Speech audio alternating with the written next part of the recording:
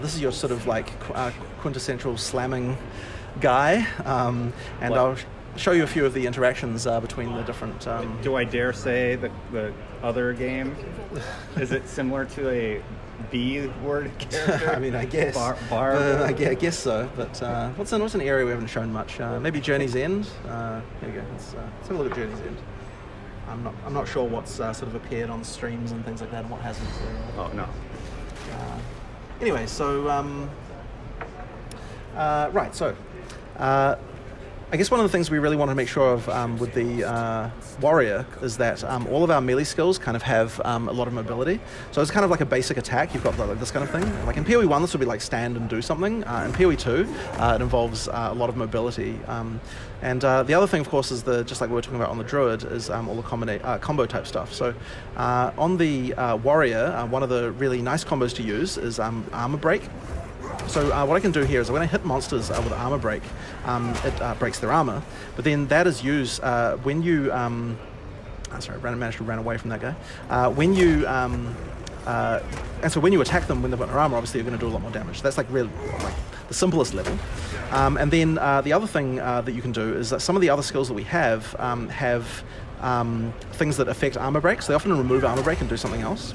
So this guy's armor broken right now, and then if I use Leap Slam, okay, somehow I managed to not trigger that, there's a very high chance to do a heavy stun. Apparently, though, that didn't seem to work for that guy, so I don't know what happened there.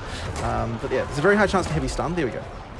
And that means that you can follow up with something that's much more slow. So an example of that kind of thing is we have a thing called Supercharged Slam, which lets you gather a bunch of rocks on your weapon and slam them. So if you just use it like for a short amount of time, you get like 2 slams. But the longer you hold it down, the more rocks gather up until eventually you can do like a ridiculous number of slams. So you want to be able to try and stun monsters, ideally, to be able to get that. So getting that, getting the Leap Slam, and then getting the Supercharged Slam is a good way to kill monsters. It probably wasn't worthwhile on these like random white monsters, but on a rare it matters a lot. The other thing you can do is Sunder. So if you Sunder on an armor broken enemy, so I'll just talk about, so Sunder when you normally use it, basically it's a very slow attack that does this like attacks on a line. And it's actually most useful when you have lots of monsters, because every time it hits a monster, it does a little ripple of damage. So if you use it on one monster, it's actually quite weak.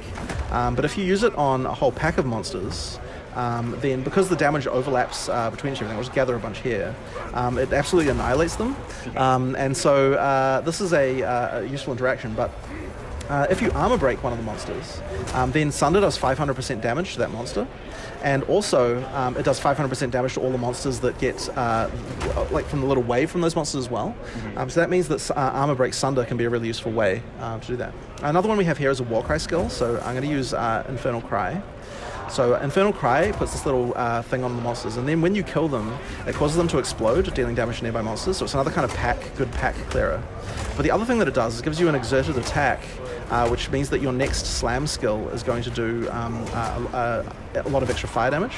So a good thing to do is to armor break the monster, get the Leap Slam on that monster to stun them, although apparently once again that monster seems to be broken in this regard, which is very annoying, so I'm just going to move on. Get the Leap Slam on the monster, and then do the yell to get the exert, and then do the Supercharged Slam to get a lot of damage on them. So that kind of combo is what you'd be wanting to use if you're fighting a boss, and it's something that can really can really help. So yeah, exactly. So you've got to, I guess a philosophy you would say in PoE too is that you really have to earn your single target damage. It's not just a question of like, here's a single target skill, just use it.